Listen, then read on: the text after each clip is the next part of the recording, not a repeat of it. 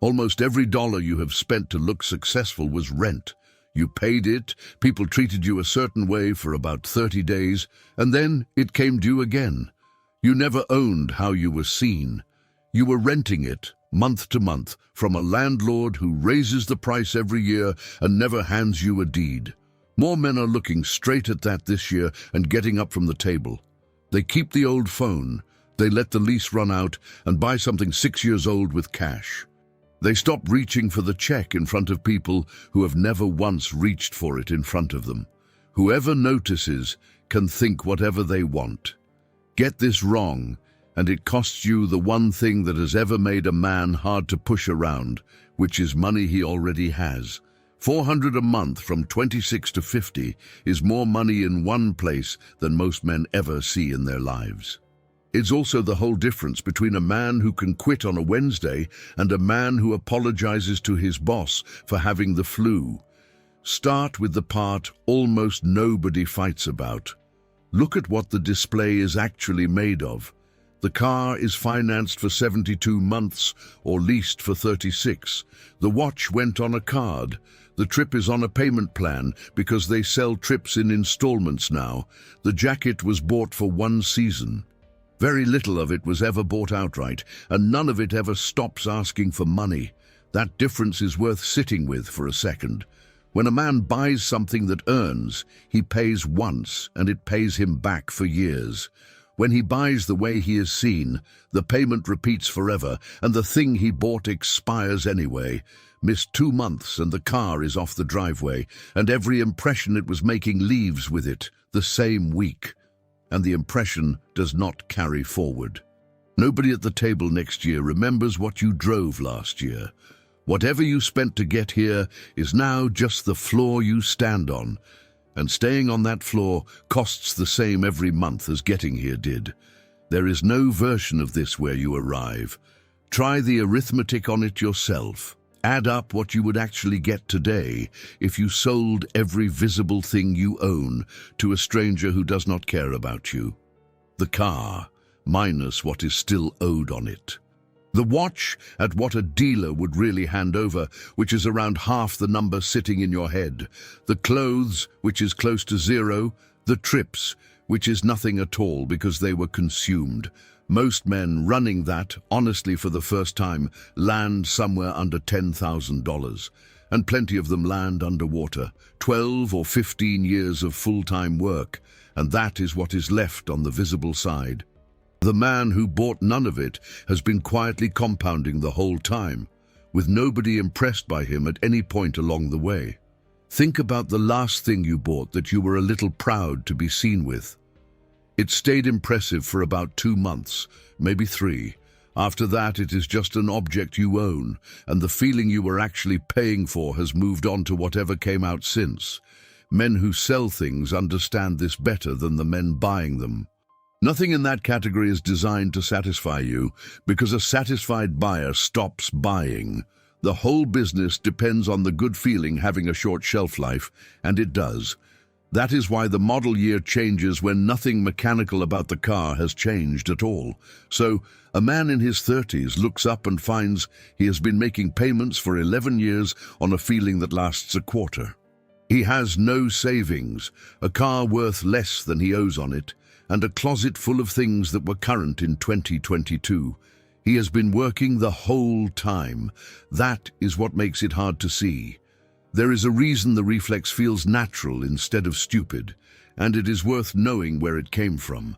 For most of the last century, the display tracked something real.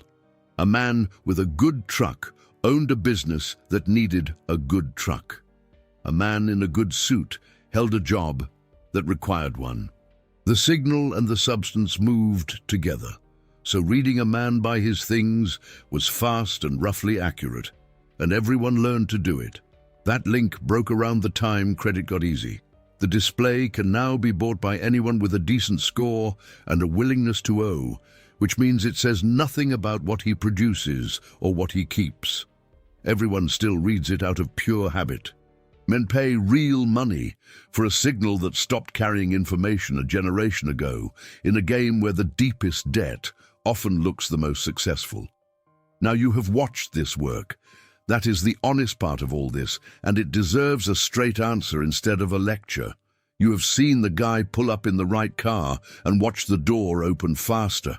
You have watched a woman's face change when she noticed the watch, and you have seen it change in the other direction on a guy who was doing everything else right. You have seen men at work speak to a colleague differently after he moved into the building with the doorman. None of that is imaginary. It happens constantly, and any man telling you otherwise is asking you to distrust your own eyes. It works.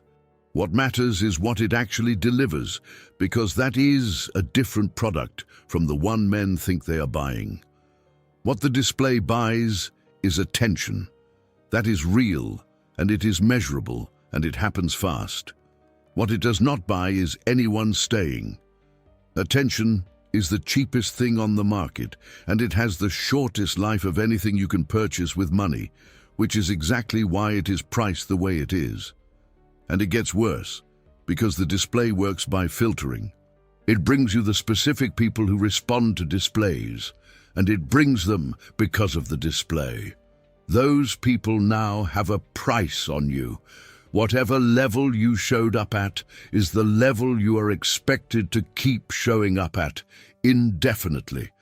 And when a man's money gets tight, he learns which relationships were priced that way and which ones were not. His business goes soft for 6 months. He downgrades the car, stops picking up rounds, says no to the trip. The people who came for the display leave first, and they leave fast, and most of them are not even rude about it. They just stop calling. That is the product working exactly as it was sold to him. He was buying traffic the whole time. A billboard brings people past the door. It has never once made anyone stay in the shop. A man who builds his life on the display signs up for a bill that never ends. He can never stop. The month he stops paying, everything the payment brought him walks out, and he gets to watch it happen. Some men figure this out at 30. Some figure it out at 55 with 2 grown kids and nothing behind them. And there is a lock on that door that has nothing to do with money. Going up is invisible. It happens one purchase at a time over years, and nobody is keeping score. Coming down is a single public event that everyone can date. The car changes, the trips stop, the rounds stop.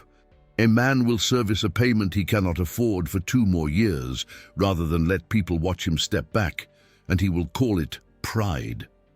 What he is doing is paying rent on a story about himself, out of the exact money that would have made the story true. The men who get out early are the ones who accept 1 bad month of being noticed. It is 1 bad month. After that, nobody thinks about it again, because nobody was thinking about it as hard as he was in the first place. There is a bigger cost than the money, and it shows up every time he needs an option. Every recurring payment quietly removes 1. Think about what a man with a $900 car payment can actually say no to. He cannot take the job that pays less for 2 years and opens everything after that. He cannot walk out of a company that is treating him badly. He cannot take 4 months off when his back gives out. He cannot leave a relationship that has gone bad, because 2 incomes are holding up 1 lifestyle, and neither person can carry it alone. So the man who spent everything to look free is usually the least free man in the room. He looks like the one with options. He is the one who has to say yes, and the other guy, the one who bought the boring car, has $90,000 sitting in an account and no payments. He can quit on a Wednesday. He can say the thing at the meeting that everyone else is thinking. He can end a relationship on the day it needs ending instead of 8 months later. He looks like he is doing worse. He is the one who can walk. Which one of those 2 men is actually harder to control? Ask yourself honestly, then ask which one of them the whole system around you is built to produce. Because everything about how money moves toward you assumes you want approval more than you want independence. The credit offers, the upgrade notifications, the 12 months no interest, the pre-approval sitting in your inbox. Every one of those is a bet that a man will trade his ability to say no for a way to be looked at. For about 40 years, that bet paid. Men took the deal in enormous numbers, which is why the deal keeps getting offered. The same thing runs inside a relationship, and it gets set early. Whatever level he was living at when they met is the level she planned around. Where they live, how holidays work, what her friends expect to hear about. He wrote those terms himself with his own money before he understood he was writing anything. Then his income moves the wrong way for a year, and he wants to cut back. The conversation goes badly because what he is asking for is a change to a deal he made silently, and she accepted silently. Some couples work through it without much trouble. Plenty do not, and a man ends up grinding himself down at 42, defending a lifestyle he picked at 31 to impress a woman who had already decided she liked him. And there is something worse underneath all of it. Sit and think about who the expensive parts of your display were actually aimed at. You picked that specific car, that specific watch, that label on that specific jacket. Every one of those choices was made in a language that only certain people can read. Somebody has to know what the thing costs for the thing to say anything at all, and the people fluent in that language are overwhelmingly other men. Men know the price of the watch. Men know which trim level that is. Men know what that address rents for. Most women read a much cheaper set of signals, and they read them faster. They read how he stands, whether he stays calm when something goes wrong, whether other people defer to him without being asked, whether he is warm to the waiter, whether he seems to have somewhere to be. None of those cost money, and all of them come through in the first 4 minutes, which means the most expensive things a man buys are almost never scoring where he thinks they are scoring. He is spending in a league where the other competitors are men, and the referees are men, and the trophy is that a guy he does not particularly like takes him more seriously at a barbecue. That is where a lot of men in 2026 broke, standing in a driveway, looking at a car they were paying $900 a month for, doing the honest arithmetic on who they had actually bought it to impress, and coming up with 2 guys from work and a cousin. The friend group runs a smaller version of the same thing, and it has a real price attached to saying no. There is the trip that costs $2,000, the bachelor party in another city, the round when it is your turn and the bar is expensive, the gift that has to sit at the same level as everyone else's gift. Turn any of it down and there is a moment, and every man reading this knows exactly what that moment sounds like. A short pause, a joke. Somebody says money must be tight and puts something behind it. That is 11 seconds of mild discomfort, and men pay hundreds of dollars a month for years to avoid those 11 seconds. Sit through it twice, and it stops having any power over you. The third time you just say, you are sitting this one out, and the friendship carries on, because the ones that would not carry on were built on the spending in the first place. Now, some of you have already got a response forming, and it is a fair one. Something along the lines of, this is what broke guys say. Cope for men who cannot afford nice things, dressed up as wisdom. That objection lands on a lot of the men making this case online, and it should. Plenty of them are selling frugality because frugality is all they have. So here is a cleaner way to test any specific purchase, one that has nothing to do with how much money you have. Would you still buy it if the purchase were completely private? If nobody could ever find out you owned it? No photo, no driveway, no mention. If the answer is still yes, buy it and enjoy it. That is spending on your own life. A good chair that saves your spine over 10 years passes that test easily. So does a car that starts in January and never strands you. So does a jacket that fits properly and lasts 9 winters, and paying someone to do the 2 hours of work every week you hate most, and taking a woman you actually like somewhere good on a Friday. None of that is deprivation. It all survives the private test without any trouble. What fails the test is the version of the same thing chosen specifically because of what it announces. The same category, 3 times the price, for reasons that only exist in public. The hardest case is the one where both things are true at the same time. You like the car, and you also like being seen in it. That happens constantly, and pretending it does not is how this whole line of thinking loses credibility with the men who need it. So separate the two and pay for one of them. Work out what that thing would be worth to you with the seeing removed, and spend that number. A man who loves driving can find something he loves for a third of what he is paying now, because most of the gap in that category is the badge, and the badge is the part aimed at other people. It works the same everywhere. Keep whatever you actually enjoy. Stop paying the surcharge that exists so strangers can price you from across a parking lot. That surcharge is where almost the entire problem lives, and it is nearly always the biggest number on the invoice. Run that test across a year of your own spending, and you will find the number is bigger than you expected. Most men land somewhere between $800 and $2,000 a month that only exists because it was going to be seen. That is a bill he has been paying for years without ever seeing it written down. And this year the bill got worse, which is the actual reason so many men are quitting at once. Rent went up, insurance went up, cars got more expensive and stayed more expensive. The entry ticket to the display climbed hard for 4 straight years. Meanwhile, the payoff did not climb with it. The same car buys less deference than it bought in 2019. Everyone has seen everything now. A man can scroll past 40 better versions of his own display before he finishes his coffee, and so can everyone he was trying to impress. The signal got expensive and common at the same time, which is the worst thing that can happen to any signal. Men started doing arithmetic they had never bothered with before, and the arithmetic was not close. Something else moved with it, and it decides how all this will actually feel for you, so it is worth saying plainly. Restraint reads differently now than it did 10 years ago.